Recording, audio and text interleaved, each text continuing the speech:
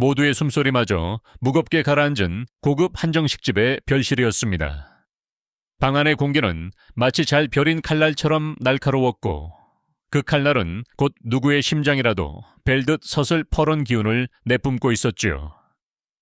값비싼 나무로 만든 기다란 상 위에는 임금님 수라상 부럽지 않은 음식들이 정갈하게 놓여 있었지만 그 누구도 수저에 손을 대지 않았습니다.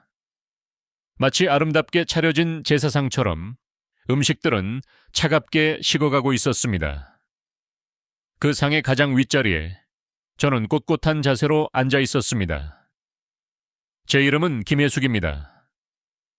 평생을 바느질로 살아온 제 투박한 손과는 어울리지 않는 곱게 짠 비단 저고리를 어깨에 걸치고 있었지요. 제 맞은편에는 제 아들 민준이와 딸 서연이가 각자의 배우자와 함께 앉아 있었습니다. 그들의 얼굴에는 초조함과 기대감이 뒤섞인 기묘한 표정이 떠올라 있었고 그 표정은 방 안의 값비싼 장식들보다도 훨씬 더 제 눈을 불편하게 만들었습니다. 아들 민준이가 마른 입술을 혀로 축이며 먼저 침묵을 깼습니다. 녀석은 제 앞에 놓인 찻잔은 거들떠보지도 않은 채 연신값 비싼 손목시계를 만지작거리고 있었지요. 어머니, 저희도 어머니 마음 다 압니다. 물론 저희가 기대했던 만큼은 아니지만 그래도 이렇게 공평하게 나누기로 마음먹어 주셔서 감사합니다. 그 목소리에는 감사함보다는 당연히 제 몫을 받아가겠다는 오만함이 묻어 있었습니다. 옆에 앉은 딸 서연이도 기다렸다는 듯이 교과서라도 읽는 것처럼 입을 열었지요. 그럼요, 어머님. 가족이 최고죠. 저희가 언제나 어머님 곁을 지킬게요. 그 아이의 얼굴에는 가면처럼 완벽한 미소가 걸려 있었지만 그 눈빛은 단 한순간도 따뜻해지지 않았습니다. 저는 그들의 위선을 묵묵히 바라보았습니다. 제 눈빛이 얼음장처럼 차갑다는 것을 그들도 느꼈을 겁니다. 저는 천천히 앞에 놓인 두툼한 서류초를 열었습니다. 종이가 바스락거리는 소리가 방 안의 무거운 침묵을 더욱 섬뜩하게 만들었지요. 네 사람의 시선이 일제히 제 손끝으로 향했습니다. 마치 굶주린 짐승들이 먹이를 기다리는 듯한 그 끈질긴 시선에 속이 메스꺼워졌습니다. 저는 서류에서 눈을 들어 아이들이 내 얼굴을 하나하나 찬찬히 뜯어보았습니다. 제 배 아파 나흐는 자식들의 얼굴이 어쩌면 저리도 낯설게 느껴지는지 기가 막힐 노릇이었습니다. 그리고 저는 아주 낮고 조용한 목소리로 말문을 열었지요. 너희가 방금 공평이라는 말을 했지. 제 목소리는 떨리지 않았습니다. 오히려 너무나도 차분해서 제 스스로도 놀랄 정도였지요. 나도 그 단어에 대해 아주 오랫동안 깊이 생각해 보았단다. 무엇이 진정으로 공평한 것인지 말이다. 아이들은 숨을 죽이고 제 다음 말을 기다렸습니다. 그들의 눈은 이미 자신들에게 돌아올 재산의 액수를 계산하느라 번뜩이고 있었지요. 저는 잠시 숨을 고른 뒤 제 인생을 건 마지막 문장을 내뱉었습니다. 그리고 마침내 결정을 내렸다. 내 모든 재산, 마지막 동전 한 입까지 정말로 그럴 자격이 있는 사람에게 주기로. 그 순간 민준과 서연의 얼굴에 피어오르던 미소가 그대로 얼어붙었습니다. 그들은 자신들의 귀를 의심하는 듯했지요. 저는 그들의 얼어붙은 얼굴을 향해 마지막 쐐기를 박았습니다. 그 존재조차 모르고 있는 그 사람에게 말이다. 방 안의 시간은 그대로 멈춰버렸습니다. 아이들의 얼굴에서 기대감은 순식간에 사라지고 그 자리에는 믿을 수 없다는 충격과 곧이어 차오르는 분노만이 남았습니다. 하지만 어째서 이 저녁 식사가 우리 가족의 마지막 이야기가 되었는지 이해하시려면 석 달 전으로 거슬러 올라가야 합니다. 제가 아직도 제 자식들이 고마움을 아는 아이들이라고 굳게 믿고 있었던 바로 그날로 말입니다. 모든 비극은 한 통의 편지에서 시작되었습니다. 안녕하세요. 제 이야기를 들어주러 오신 귀한 분들. 본격적인 이야기에 앞서 잠시 여러분의 따뜻한 마음을 나누어 주실 수 있을까요? 화면 아래의 구독 단추와 종 모양 그림을 한 번씩만 눌러주세요.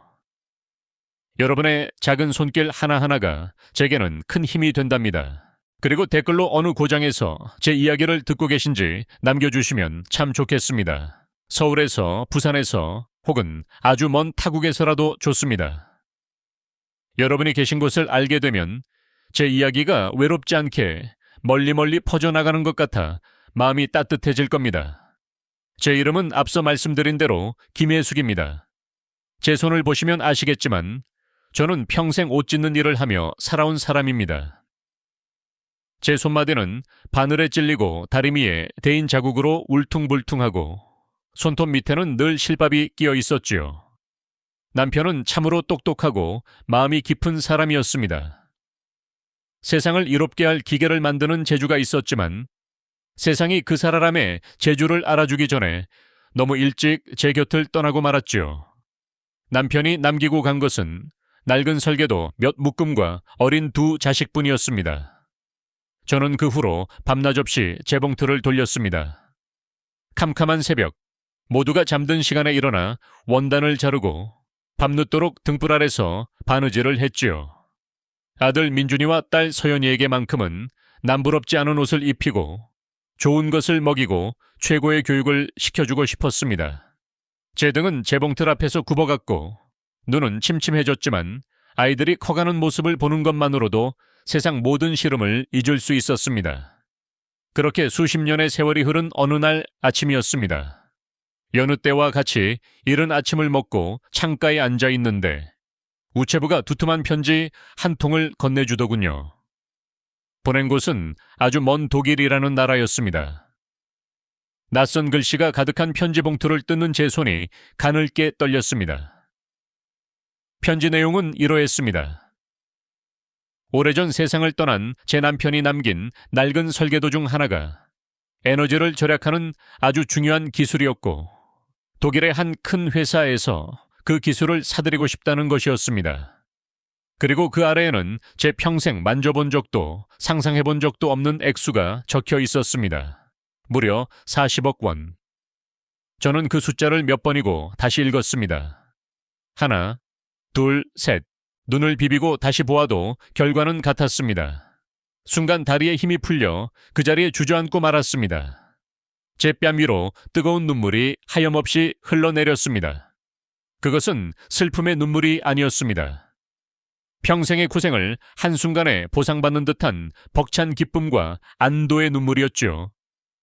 제 머릿속에 가장 먼저 떠오른 것은 역시나 제 자식들의 을의 얼굴이었습니다. 이제야말로 제가 아이들에게 든든한 버팀목이 되어줄 수 있겠구나. 사업을 하는 아들에게는 날개를 달아주고 남들에게 보여주는 것을 중요하게 생각하는 딸에게는 어깨를 펴게 해줄 수 있겠구나. 가진 것을 더 주고 싶은 것이 부모의 마음 아니겠습니까? 저는 이 기쁜 소식을 한시라도 빨리 아이들과 나누고 싶었습니다. 평생 고생만 한 늙은 어미가 드디어 자식들 앞에 떳떳하게 설 수 있게 되었다는 생각에 가슴이 벅차올랐죠. 하지만 저는 그때 미처 알지 못했습니다. 그 돈이 제 아이들의 마음속에 숨겨져 있던 무서운 괴물을 깨우게 될 줄은 말입니다. 저는 떨리는 손으로 전화기를 들었습니다. 가장 먼저 아들에게 이 소식을 전해야겠다고 생각했지요.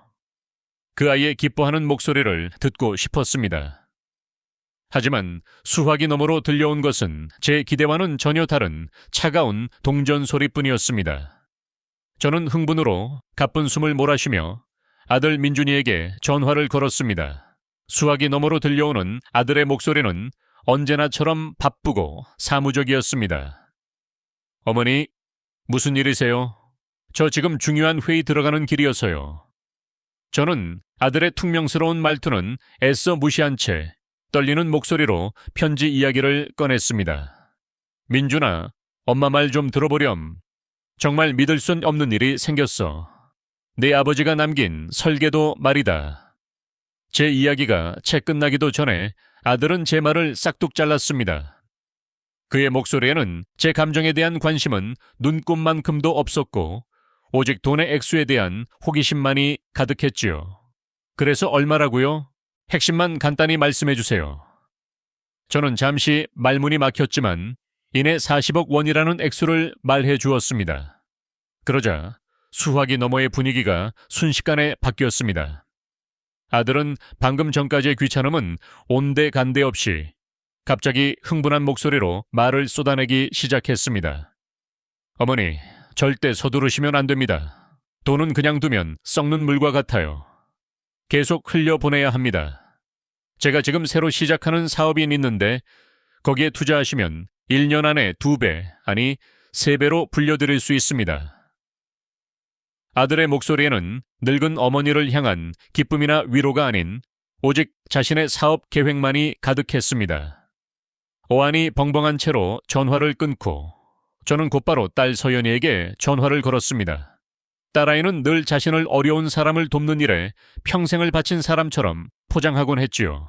제 이야기를 들은 딸의 반응은 아들보다 한술 더 떴습니다. 처음에는 연극 배우처럼 과장된 목소리로 기뻐하는 척하더니 금세 본색을 드러냈습니다. 어머님, 세상에, 이건 하늘의 뜻이에요. 제가 운영하는 자선단체에 마침 홍보 자금이 부족했는데 정말 기적 같은 일이네요. 한번 상상해보세요. 유명한 기술자의 가족 수십억 원을 쾌척하다. 신문 일면에 대문짝만하게 기사가 실릴 거예요. 우리 가문의 명예가 얼마나 높아지겠어요. 딸의 목소리에는 자선이나 기부의 순수한 마음보다는 자신의 이름을 알리고 싶은 욕망이 끈적하게 묻어 있었습니다. 저는 두 아이와의 통화를 마치고 나서 한동안 멍하니 앉아 있었습니다. 마치 찬물을 한 바가지 뒤집어 쓴 기분이었지요. 제 기쁨을 진심으로 함께 기뻐해주는 자식이 단 한 명도 없다는 사실이 제 가슴을 아프게 찔렀습니다. 그때 문득 몇 해 전 먼저 세상을 떠난 언니가 남긴 딸, 제 조카 지민이가 떠올랐습니다. 지민이는 어릴 적 부모를 잃고 제 손에서 자라났지만 늘 밝고 착한 아이였습니다. 지금은 작은 화실에서 아이들을 가르치며 소박하게 살아가고 있었지요. 저는 마지막 희망을 품고 조카에게 전화를 걸었습니다. 제 이야기를 들은 지민이는 한동안 아무 말이 없었습니다. 그러더니 이내 울음 섞인 목소리로 말했지요. 이모, 정말요? 정말 잘됐다. 우리 이모, 평생 고생만 하셨는데 이제야 하늘이 알아주시는구나. 이모가 늘 바다보고 싶다고 하셨잖아요. 이제 따뜻한 남쪽 바닷가에 가서 편히 쉬실 수 있겠네요. 조카의 목소리에는 단 한 톨의 욕심도 섞여 있지 않았습니다. 그 아이는 오직 저의 행복과 휴식만을 진심으로 바라고 있었습니다. 그 따뜻한 말 한마디에 저는 결국 참았던 눈물을 터뜨리고 말았습니다. 그날 저녁 저는 텅 빈 거실에 홀로 앉아 처음으로 무서운 질문을 스스로에게 던졌습니다. 내 자식들은 과연 나를 사랑하는 걸까? 아니면 그저 내가 가진 것, 내가 줄 수 있는 것만을 사랑하는 걸까? 그리고 저는 그 잔인한 질문의 답을 제 눈으로 직접 확인해 보기로 마음먹었습니다. 그렇게 저는 제 인생에서 가장 슬픈 연극을 시작하기로 결심했습니다. 며칠 뒤 저는 눈물을 쥐어짜내며 아들 민준이에게 다시 전화를 받으러 걸었습니다. 목소리는 일부러 더 가늘게 떨었고 금방이라도 숨이 넘어갈 것처럼 흐느꼈지요. 민준아, 큰일 났다. 정말 큰일 났어. 수화기 너머로 아들의 귀찮음이 섞인 한숨 소리가 들려왔습니다. 어머니, 또 왜 그러세요? 제가 얼마나 바쁜지 아시잖아요. 저는 아들의 차가운 반응에도 아랑곳하지 않고 준비한 거짓말을 늘어놓았습니다. 독일에서 변호사들이 찾아왔는데 서류에 무슨 문제가 생겼다고 하더구나. 계약이 전부 없던 일이 되어버렸어. 그리고 이 늙은 내가 계약이 성사될 줄 알고 미리 은행에서 돈을 빌려 집수리를 했는데 이제 길바닥에 나앉게 생겼다. 제 거짓말은 너무나도 구체적이어서 제 스스로도 잠시 진짜라고 착각할 정도였습니다. 수화기 너머의 아들은 순간 아무 말이 없었습니다. 제가 기대했던 것은 어머니 괜찮으세요? 라는 따뜻한 위로의 말이었습니다. 하지만 잠시 후 들려온 아들의 목소리는 얼음보다도 차가웠습니다. 어머니, 제정신이세요? 무슨 생각으로 돈을 빌리신 거예요? 어머니의 경솔한 행동 하나 때문에 제 명성에 흠집이 갈 수도 있다는 생각은 안 해보셨어요? 지금 중요한 투자자들과 만나고 있는데 어머니 때문에 다 망치게 생겼잖아요. 제발 그런 시시콜콜한 일로 전화하지 마세요. 알아서 해결하세요. 아들은 그렇게 소리치고는 매정하게 전화를 끊어버렸습니다. 전화기 너머로 희미하게 들려오는 며느리의 속삭임이 제 심장을 꿰뚫었습니다. 이제 우리까지 빚쟁이 어머니를 둔 집안이라고 손가락질 받겠네요. 저는 뚝 끊어진 전화기를 붙잡고 한동안 망연자실했습니다. 제 아들에게 저는 더 이상 어머니가 아니라 자신의 앞길에 거치적거리는 짐일 뿐이었습니다. 떨리는 마음을 겨우 진정시키고 저는 딸 서연이에게도 똑같은 이야기를 했습니다. 딸의 반응은 아들보다 더 교묘하고 위선적이었습니다. 딸은 아주 깊은 한숨을 내쉬며 마치 세상의 모든 근심을 짊어진 사람처럼 말했죠. 어머님, 정말 안 됐네요. 마음이 너무 아파요. 하지만 그 목소리에는 진심 어린 걱정은 조금도 담겨 있지 않았습니다. 하지만 어머님도 아시잖아요. 저는 제 개인의 삶이 없는 사람이에요. 제 모든 것은 불쌍한 이웃들을 위해 존재하죠. 제가 후원자들의 소중한 돈을 어머님의 개인적인 문제에 쓸 수는 없어요. 그건 제 양심이 허락하지 않아요. 그러니 어머님께서 어떻게든 잘 해결해 보세요. 딸은 자신의 이기심을 양심과 책임감이라는 그럴듯한 말로 포장하고 있었습니다. 자식들에게 연달아 버림받은 저는 마지막으로 조카 지민이에게 전화를 걸었습니다. 똑같은 거짓말을 되풀이하는 제 자신이 너무나도 비참하게 느껴졌지만 연극을 멈출 수는 없었습니다. 제 이야기를 들은 지민이는 단 한순간도 망설이지 않았습니다. 그 아이는 울먹이는 목소리로 소리쳤지요. 이모, 괜찮아요? 놀라지 마세요. 돈이 문제라면 걱정하지 마세요. 제가 그동안 그림 팔아서 조금 모아둔 돈이 있어요. 300만 원 정도 되는데 제가 지금 바로 보내드릴게요. 그리고 저희 집으로 오세요. 제 화실은 작지만 이모랑 같이 지낼 공간은 충분해요. 우리 같이 힘내서 이겨내요. 제가 아르바이트라도 더해서 어떻게든 해볼게요. 조카의 목소리에는 단 하나의 계산도 망설임도 없었습니다. 오직 저를 향한 순수한 걱정과 사랑만이 가득했습니다. 저는 그 아이의 따뜻한 진심 앞에서 결국 무너져 내렸습니다. 평생을 바쳐 키운 내 자식들은 나를 헌신짝처럼 내버렸는데 피 한 방울 섞이지 않은 조카는 자신의 모든 것을 내어주려 하고 있었습니다. 그 순간 저는 모든 것을 깨달았습니다. 제 자식들은 이미 오래전에 죽었다는 것을요. 그리고 그들의 빈겁대기 속에는 오직 탐욕스러운 괴물만이 살고 있다는 것을 말입니다. 며칠이 흐른 뒤 제 가슴에 마지막 비수를 꽂는 사건이 일어났습니다. 저는 아들의 안부가 궁금해 전화를 걸었습니다. 아들은 받지 않았고 저는 혹시나 하는 마음에 음성 메시지라도 남기려 했습니다. 그런데 바로 그 순간 수화기 너머에서 아들의 목소리가 들려왔습니다. 아마도 아들이 전화를 끊는다는 것을 깜빡하고 옆에 있던 딸과 대화를 시작한 모양이었습니다. 저는 숨을 죽인 채 그들의 대화를 엿들었습니다. 그 대화는 제 남은 삶을 송두리째 바꿔 놓았습니다. 그 늙은이가 아주 노망이 들었어. 대출은 무슨 대출이야. 평생 돈 한 푼 제대로 못 만져본 사람이 겁도 없이. 아들의 목소리에는 경멸과 짜증이 가득했습니다. 그러자 딸의 날카로운 목소리가 뒤를 이었습니다. 그러게 말이야. 차라리 잘 됐어. 괜히 돈벼락 맞았으면 우리만 피곤해질 뻔했잖아. 이제 우리한테 손 벌릴 일은 없겠지. 알아서 그 낡은 집이라도 팔아서 해결하겠지 뭐. 그럼 나중에 우리가 받을 유산도 줄어들고 골치 아픈 일도 덜고 일석이조 아니야? 그들의 목소리는 너무나도 선명하게 제 귀에 박혔습니다.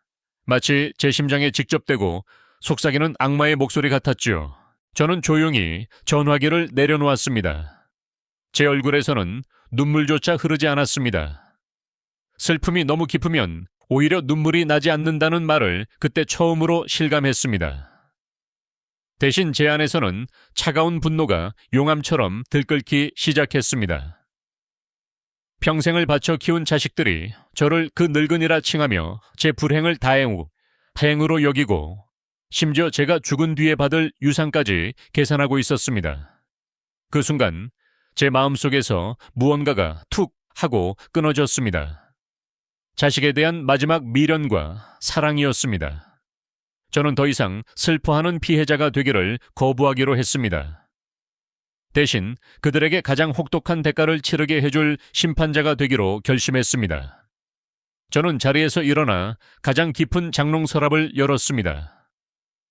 그 안에는 남편이 세상을 떠나기 전 혹시 모를 일을 대비해 남겨준 변호사의 명함이 고이 간직되어 있었습니다. 먼지가 뽀얗게 쌓인 그 낡은 명함이 이제 제 복수의 칼날이 될 것이었습니다.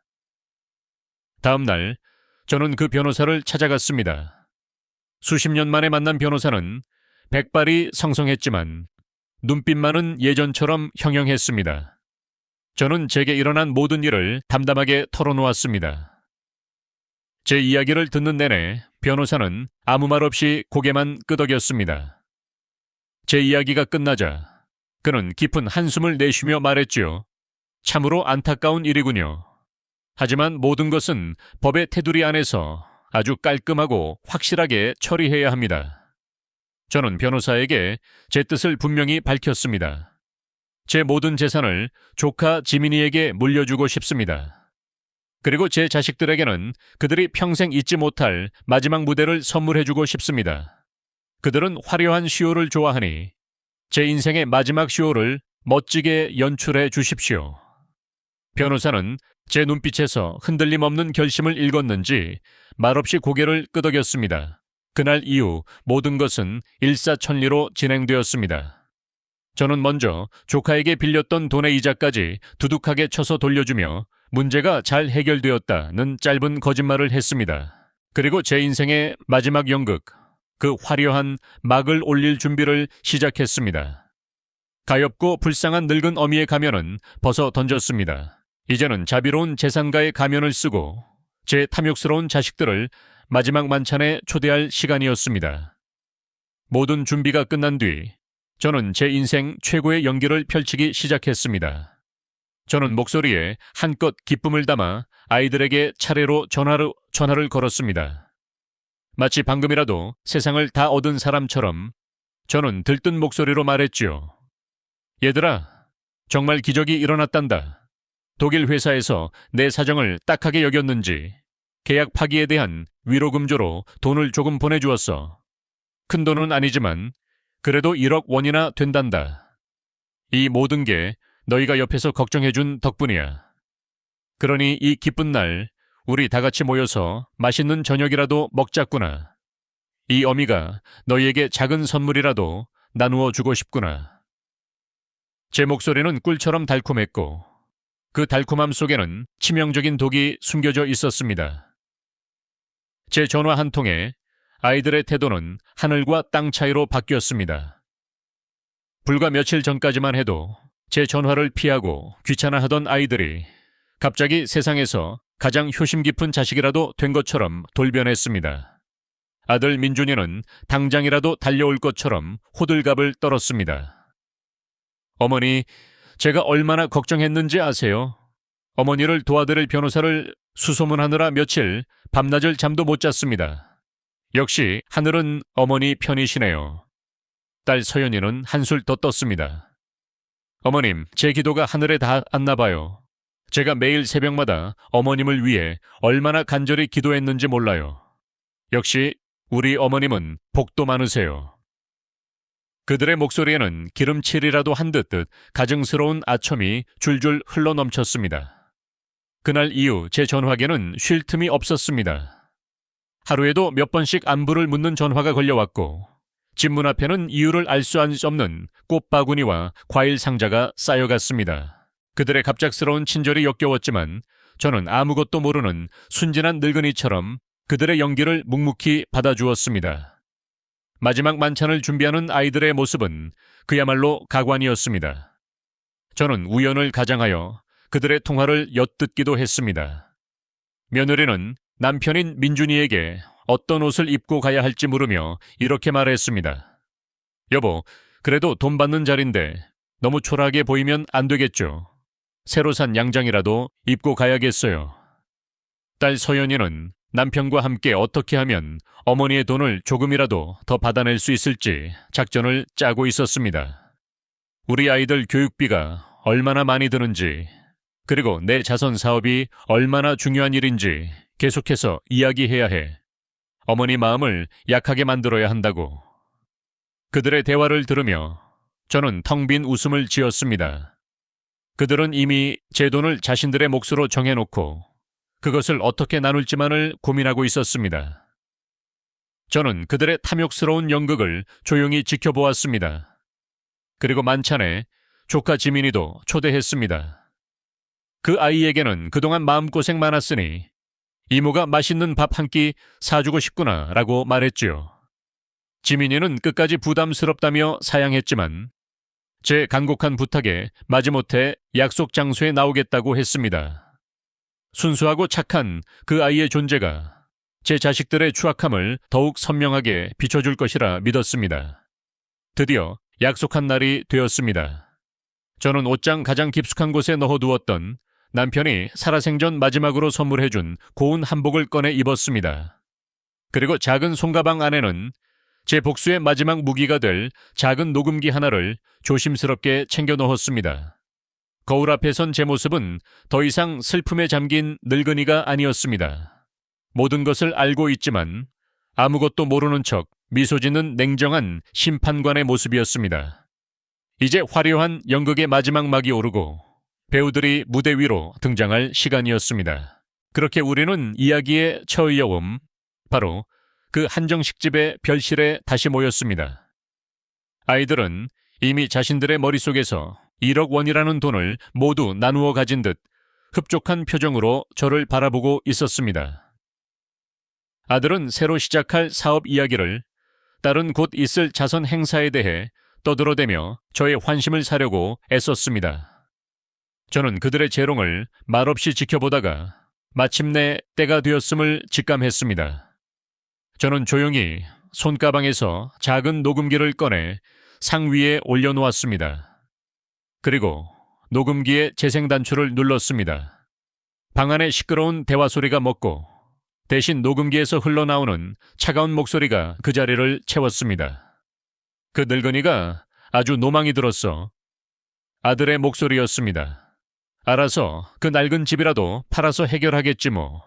그럼 나중에 우리가 받을 유산도 줄어들고 골치 아픈 일도 덜고 일석이조 아니야? 뒤이어 딸의 목소리가 흘러나왔습니다. 방 안의 공기는 순식간에 얼어붙었습니다. 민준이와 서연이, 그리고 그들의 배우자들의 얼굴이 하얗게 질려갔습니다. 옆자리에 앉아있던 조카 지민이만이 무슨 영문인지 몰라 어리둥절한 표정으로 그들을 번갈아 쳐다볼 뿐이었습니다. 저는 녹음기를 껐습니다. 방 안에는 무거운 침묵만이 감돌았습니다. 저는 그 침묵을 깨고 아주 차분하고 낮은 목소리로 말했습니다. 너희가 들은 그대로다. 독일과의 계약은 아무 문제 없이 진행되었고 나는 40억 원이라는 돈을 받았다. 너희에게 했던 돈 문제 이야기는 전부 거짓말이었다. 너희의 마음을 떠보기 위한 내 마지막 시험이었지. 그리고 너희는 그 시험에서 아주 보기 좋게 떨어졌다. 저는 잠시 말을 멈추고 아이들의 얼굴을 살펴보았습니다. 그들의 얼굴에는 당혹감과 수치심, 그리고 분노가 뒤섞여 있었습니다. 저는 서류철에서 변호사의 도장이 찍힌 유언장 4번 한 부를 꺼내 상 위로 미끄러뜨렸습니다. 이것이 너희가 말하던 공평한 분배의 결과다. 내 모든 재산 40억 원은 단 한 사람에게 돌아갈 것이다. 내가 돈 한 푼 없는 늙은이였을 때도 나를 어머니로, 이모로 진심으로 걱정해 주었던 단 한 사람, 바로 지민이에게 말이다. 그 순간 지민이는 너무 놀라 자리에서 벌떡 일어났습니다. 아이는 손사래를 치며 받을 수 없다고 했지만 저는 지민이의 손을 따뜻하게 잡아주었습니다. 아들과 딸은 그제야 정신을 차린 듯 소리치기 시작했습니다. 어머니, 이건 오해예요. 저희가 그런 뜻으로 한 말이 아니에요. 그들의 변명과 애원이 귓가에 윙윙거렸지만 제 마음은 더 이상 흔들리지 않았습니다. 저는 자리에서 조용히 일어났습니다. 오늘 저녁 식사는 끝났다. 그리고 우리 인연도 여기까지다. 음식값은 내가 이미 다 치렀으니 남은 음식이나 맛있게 먹고 가거라. 저는 충격에 빠진 지민이의 팔을 부축해 방을 나섰습니다. 등 뒤로 아이들의 절규와 원망 섞인 고함이 들려왔지만 저는 단 한 번도 뒤돌아보지 않았습니다. 그날 밤 저는 제 손으로 제 자식들의 장례를 지혜를 치렀습니다. 하지만 이상하게도 그 장례식이 끝난 후에야 저는 비로소 진정한 삶을 살기 시작했습니다. 그로부터 반년이라는 시간이 흘렀습니다. 제 삶에는 많은 변화가 있었습니다. 저는 조카 지민이와 함께 작은 바닷가 마을로 이사를 왔습니다. 우리는 함께 아담한 화실을 열었고 지민이는 아이들에게 그림을 가르치고 저는 창가에 앉아 책을 읽거나 바다를 보며 시간을 보냅니다. 더 이상 밤새워 재봉틀을 돌리지 않아도 되고 돈 걱정에 잠 못 이루는 밤도 없습니다. 저는 평생 처음으로 제 자신만을 위한 시간을 보내고 있습니다.